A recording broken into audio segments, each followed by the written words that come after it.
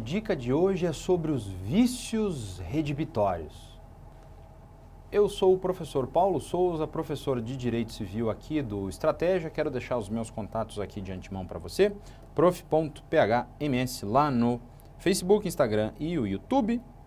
E para você, nosso aluno do Estratégia, contato especial aí, mais rápido, pelo fórum de dúvidas do Portal do Aluno, onde eu tiro as suas dúvidas a respeito desses detalhes todos e das consequências desses institutos que a gente está vendo aqui, tá? Meu objetivo aqui é falar um pouco a respeito dos vícios redibitórios, porque é muito comum que o aluno estude o direito civil e o direito do consumidor e acabe confundindo essas duas categorias de vícios. Uma porque o Código de Defesa do Consumidor é muito mais amplo a respeito da disciplina de vícios, vale dizer, lá no CDC não importa se o vício é redibitório ou não, eu tenho uma proteção ao consumidor. Lá no direito do consumidor, eu tenho prazos específicos para os vícios, para os defeitos que as coisas têm, que funcionam de jeito diferente aqui do Código Civil. E, além disso, o direito civil tem algumas especificidades que você precisa prestar atenção quando pensa na disciplina dos vícios redibitórios, tá? Para ficar mais fácil você entender os vícios redibitórios, eu já vou começar com o exemplo.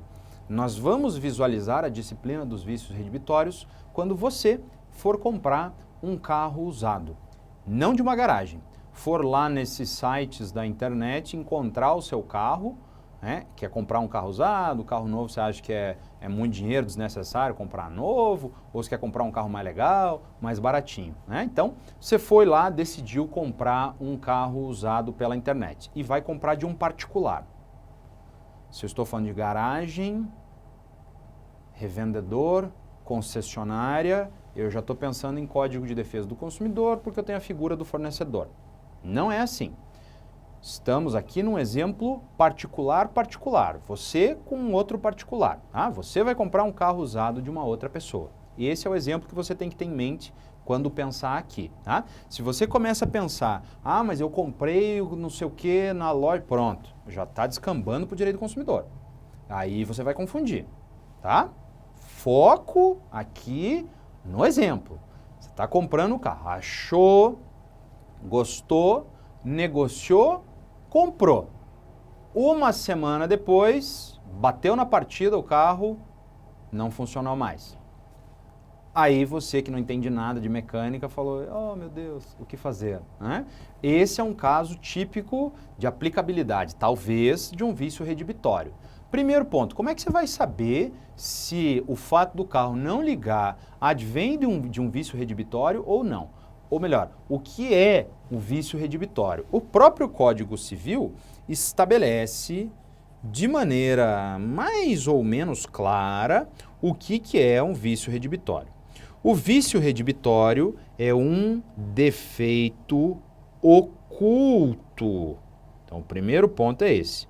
É um defeito oculto. Se o defeito não for oculto, não vale a disciplina dos vícios redibitórios. Esse carro tinha um problema que não aparecia. E esse defeito tornou a coisa imprópria ao uso a que é destinada ou diminua o valor do bem. Além disso, o vício não está no artigo 441, mas nós dizemos, tem que ser anterior à aquisição da coisa. Quando você comprou o carro, ele tinha um defeito. Esse defeito era oculto, portanto, se você comprou um carro com um arranhado de ponta a ponta na porta, não pode reclamar. Mas eu não olhei. Não olhou porque é burro. Vai ficar com o carro arriscado. Pode reclamar a indenização do vendedor do carro? Não pode. Mas o banco está com um rasgo enorme. Paciência, né? Uma olhadela, você já vê. Mas o sujeito me apresentou um carro dentro da garagem. Duplamente burro você, que não levou o carro para um local iluminado. né? Aí é para aprender a largar a mão de ser besta. Agora, você foi lá e inspecionou o carro. Não estou falando que você é um mecânico. Você inspecionou é de olhar atento, né? Verificou, pá, não teve nada. Abriu lá a tampa do motor, também não estou falando para você entender de mecânica avançada, mas você deu uma olhada e estava tudo certo. É diferente, por exemplo, você abriu o capô de um veículo e está faltando um motor. Isso aí é bastante evidente, tá? Então toma cuidado com isso. O vício é oculto. O carro estava bom. Torna a coisa imprópria. Nesse nosso exemplo, não é exatamente o caso, mas é quando você compra um celular usado de alguém e o celular não funciona. Torna impróprio. Ah, mas você pode usar como para escutar música. Ele não faz ligação, mas escuta música. Mas eu não comprei para isso. Senão eu tinha comprado um aparelho para escutar música. Não é isso. É impróprio para o fim que se destina. Tá? O fim a que se destina um aparelho de celular, hoje, se bem que é o menor dos fins talvez, mas é para fazer ligação, tá bom? E a segunda hipótese, ou torna impróprio ou lhe diminua o valor. Diminui o valor do carro o fato dele não funcionar? Eu acho que sim. Eu não sou assim o cara mais entendido de mecânica do mundo, mas eu acredito que sim. Se eu for levar um carro para vender e ele não funciona, ele deve valer menos do que um que funciona, né? Portanto, eu estou vendo aí um vício redibitório. Só que esse vício tem que ser anterior à aquisição. Por exemplo, as peças que se sujeitam a desgaste com o tempo. Não é vício redibitório. Porque essa peça ela vai se desgastando aos poucos. Ah, o freio está ruim. Uma semana depois que você comprou o carro, a pastilha de freio já está arranhando, fazendo aquele barulho horroroso. Isso não é um vício redibitório, esse é um desgaste normal da peça. É diferente. Eu tenho uma peça que já tinha defeito, que já não funcionava quando da data da aquisição, mas por alguma razão não foi trocada. Ah, porque o cara quis sacanear ou não? Irrelevante. O fato é que ela já tinha um defeito. Se ela já tinha um defeito e esse defeito se mostrou apenas posteriormente, estamos falando de vício redibitório. Então, muito cuidado quando a gente trata desses assuntos, porque às vezes as pessoas acham assim, um mês depois comprou um carro, o carro tal coisa não funciona mais, vou reclamar com o vendedor. Nem sempre cabe. Comprou carro usado, você tem que tomar muito cuidado, se der defeito o vendedor não responde. Mais ou menos, também não é bem assim. Tá? Eu tenho que verificar se aquilo era contemporâneo ou não à época da venda. Tá? Era oculto e diminuiu o valor, vício redibitório.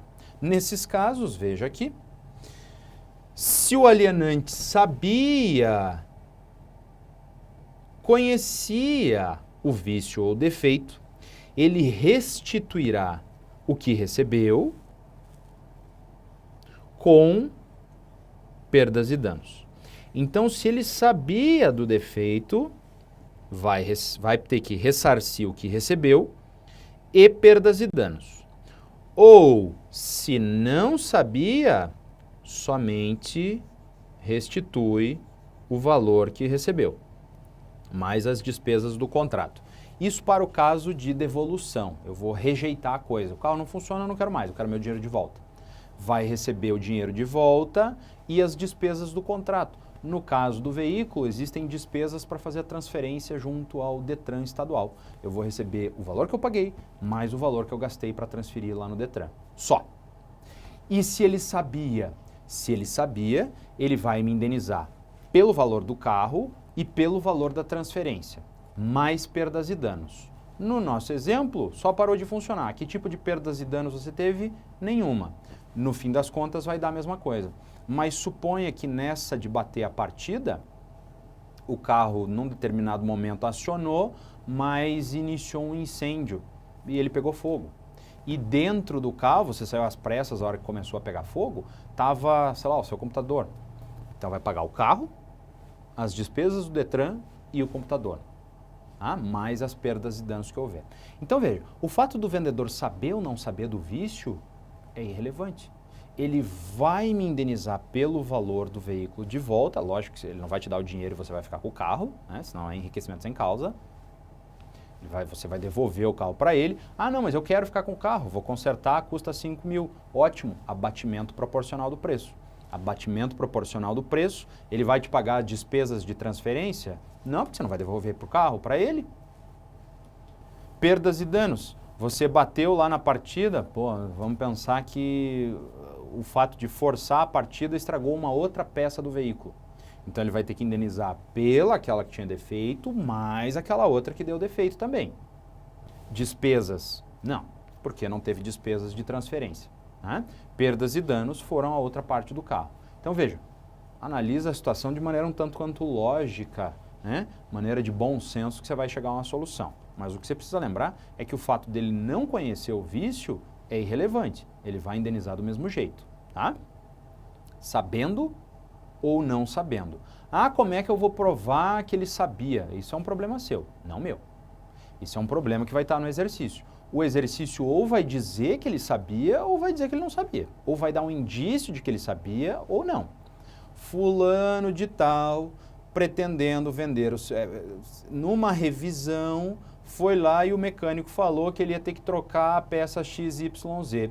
Essa peça XYZ, junto com as demais, ia custar 30 mil. O carro vale 20. Ele falou, não vou trocar, vale mais do que o carro, para que eu vou consertar um carro num valor mais alto que esse? De modo a não perder o carro, resolveu vender, sem informar o defeito. Opa, como é que eu vou provar que ele sabia?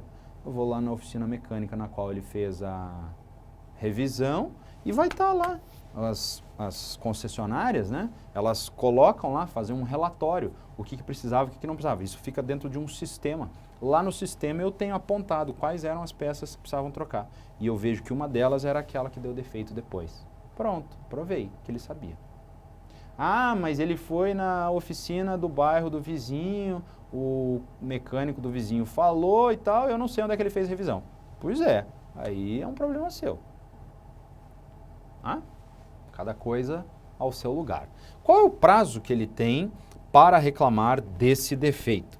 É um prazo decadencial de obter a redibição ou abatimento, então o carro não funciona, eu devolvo e recebo as despesas de transferência se ele sabia, mais perdas e danos, ou abate o valor, mais perdas e danos no caso, no prazo de 30 dias se a coisa for móvel e 1 ano se for imóvel.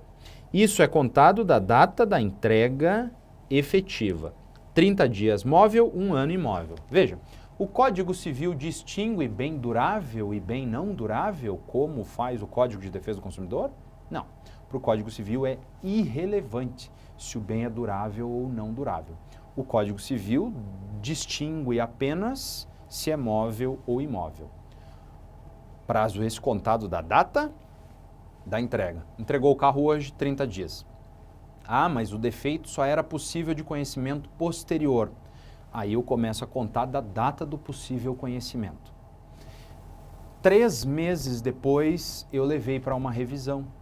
E nessa revisão, o mecânico falou, olha, a peça X está indo para o pau. Se não trocar, vai dar problema. E essa peça, ela já está com defeito faz 9 meses aí. Opa, 9 meses? Antes de eu ter adquirido o veículo. Nesse momento, corre 30 dias. A partir do efetivo conhecimento. Não necessariamente a partir do momento que o carro parou de funcionar. Porque eu posso saber do defeito antes dele ter parado de funcionar. Eu falei, veja, eu vou levar assim mesmo, que agora eu tomei sem dinheiro, depois eu venho e troco. No dia seguinte para de funcionar. Então, ontem eu já estava sabendo. Ontem já está correndo o prazo de 30 dias. Então, muito cuidado com esses detalhes a respeito dos vícios redibitórios. Fica a dica.